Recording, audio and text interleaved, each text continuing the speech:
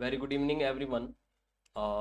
एक नया notification GST department का 5 नवंबर 2024 को यहाँ पर इलेक्ट्रॉनिक इनवॉइस के संदर्भ में आया है। उसके ऊपर हम लोग बात करेंगे, लेकिन उससे पहले मैं आपको इनवॉइस क्या होता है, किसे बनाना होता है और क्या प्रोविजंस है, बहुत ही शॉर्ट में यहाँ पर एक बार मैं समझा देता हूँ। देखिए, आपके सामने मैंने एक बिल ओपन कर रखा है। ये एक तरह का ई इनवॉइस है और इंडिया के अंदर इलेक्ट्रॉनिक इनवॉइस बनाने की शुरुआत हुई थी 1 अक्टूबर 2020 से। याद रखिएगा, भारत में इनवॉइस बनाने की शुरुआत कब से हुई थी? 1 अक्टूबर 2020 से।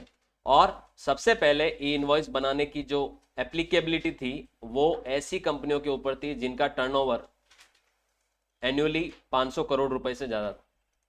यानी सबसे पहले ये लिमिट रखी गई थी, एनुअल टर्नओवर 500 करोड़ रुपए से ज़्यादा टर्नओवर वाली कंपनियों के ऊपर। और उनको अपने द्वारा जो B2B इनवॉइसेस होते हैं, B2B इनवॉइसेस क्या होते हैं? रजिस्टर्ड पार्टियों को की गई सेल के केस में ई इनवॉइस बनाने होते थे। फिर गवर्नमेंट ने समय समय पे ई इनवॉइस के प्रोविजंस में बदलाव किया और इस 500 करोड़ को 100 करोड़ पे लेके आई सरकार, फिर 50 करोड़ पे लेके आई, फिर 20 करोड़ पे लेके आई, फिर 10 करोड़ पे लेके आए और अभी वर्तमान में जो ई इनवॉइस बनाने की जो एप्लीकेबिलिटी है वो 5 करोड़ से ज़्यादा टर्नओवर वाली कंपनियों पर है। यानी आप मोटे मोटे तौर पे ये समझ सकते हैं कि इन 4 सालों में 500 से डायरेक्ट 5 करोड़ लिमिट कर दी गई है इलेक्ट्रॉनिक इनवॉइस बनाने की। और ये ई इनवॉइस होता क्या है, इसको भी आप समझिए कि आप अगर एक व्यापारी हैं और आप B2B में कोई सप्लाई करते हैं, रजिस्टर्ड पार्टियों को कोई सेल करते हैं, तो आपको क्या करना होगा, जो भी सॉफ्टवेयर या जो भी ERP सिस्टम आपके फॉर्म में लगा हुआ है, आप उस सॉफ्टवेयर पे जो भी बिल बनाएंगे उस बिल को आपको क्या करना होगा, इलेक्ट्रॉनिक इनवॉइस पोर्टल है गवर्नमेंट का, ई इनवॉइस पोर्टल है, उस पे जाके उस बिल को अपलोड करना होगा। और जब वो आप उस बिल को अपलोड करेंगे तो वहां से एक QR कोड लगकर, आप देख सकते हैं सामने मैंने आपके इनवॉइस ही ओपन कर रखा, एक QR कोड लगकर और IRN नंबर और एक्नॉलेजमेंट नंबर लगकर उस बिल बिल की आपको वापस से कॉपी निकलेगी और वो कॉपी आपको सामने वाली पार्टी को देनी होगी, रेसिपिएंट को देनी होगी। और रेसिपिएंट को जब आप इनवॉइस प्रोवाइड करोगे तभी जाके रेसिपिएंट को उसकी इनपुट टैक्स क्रेडिट मिलेगी। तो इलेक्ट्रॉनिक इनवॉइस बनाना अनिवार्य है, मैंडेटरी, याद रखिएगा। अगर आप इसको नहीं बनाते हैं तो इसके ऊपर हैवी पेनल्टी के प्रोविजन है, एज वेल एज इसका सबसे बड़ा नुकसान होगा उस पार्टी को जिसने आपसे कोई चीज खरीदी है, ताकि क्योंकि उसको इनपुट टैक्स क्रेडिट नहीं मिलेगी अगर आपने इनवॉइस नहीं बनाया उस बिल पर। अब ई इनवॉइस प्रोविजन जो होता है, देखिए इलेक्ट्रॉनिक इनवॉइस बाकी सिंपल है, जो बिल आप सिंपल बिल बनाते हैं, टैक्स इनवॉइस बनाते हैं, वही है।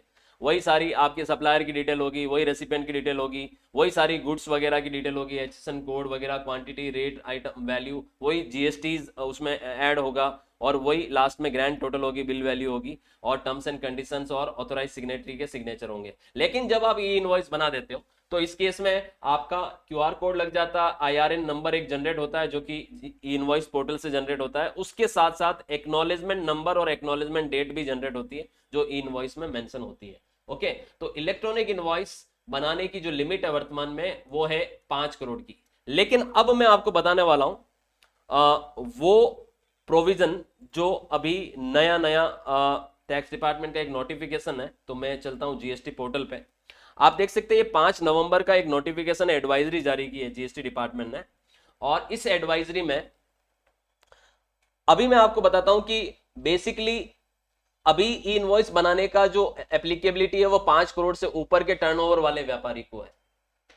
लेकिन 5 करोड़ से ऊपर के टर्नओवर वाले व्यापारी को इलेक्ट्रॉनिक इनवॉइस बनाना तो है, लेकिन कब बनाना है उसकी कोई लिमिट नहीं है कि आज अगर मैंने कोई बिल बनाया तो मैं आज ही इनवॉइस बनाऊं, या आज से 7 दिन के अंदर अंदर बनाऊं, या आज से 30 दिन के अंदर अंदर बनाऊं, या आज से 50 दिन के अंदर बनाऊं। ऐसी कोई एडवाइजरी या ऐसी कोई लिमिट नहीं है गवर्नमेंट द्वारा।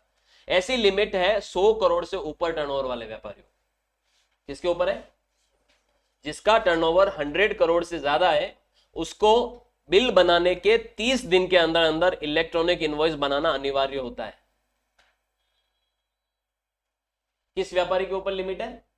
100 करोड़ से ऊपर के टर्नओवर वाले व्यापारी को। अच्छा, ई इनवॉइस बनाना तो उस हर व्यापारी को जिसका टर्नओवर 5 करोड़ से ज्यादा है, लेकिन 30 दिन के अंदर अंदर बनाने की जो टाइम लिमिट है वो किसके ऊपर है?